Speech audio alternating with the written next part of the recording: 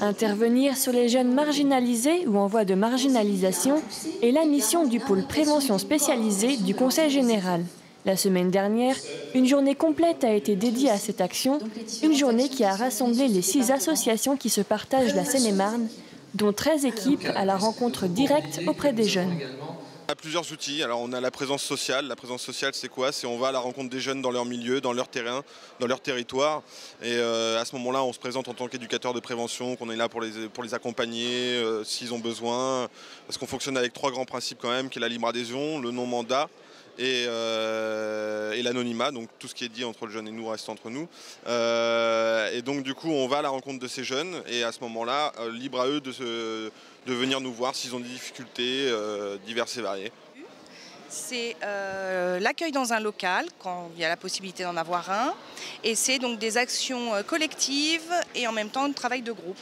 Donc voilà, le travail de rue, c'est notre temps d'immersion que l'on passe dans la rue, sur un territoire, pour aller vers les jeunes, voilà, toujours.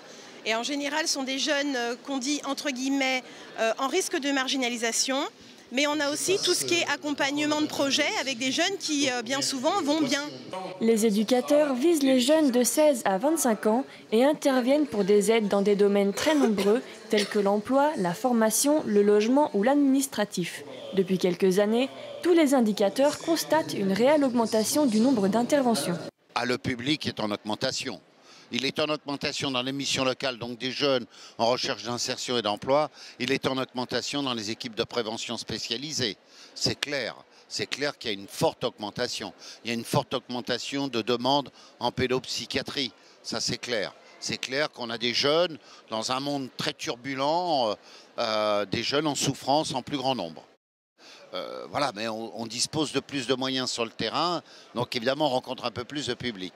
Mais c'est évident que c'est en augmentation, tous les indicateurs le disent. Les jeunes qui manquent de logement, par exemple, qui vivent en errance, on le retrouve dans différents clubs de prévention, des chiffres en augmentation cette année, après analyse des bilans d'activité des clubs de prévention sur le terrain. Aujourd'hui, la Seine-et-Marne n'est pas totalement couverte. Restent encore quelques cantons dans le nord et l'ouest du département.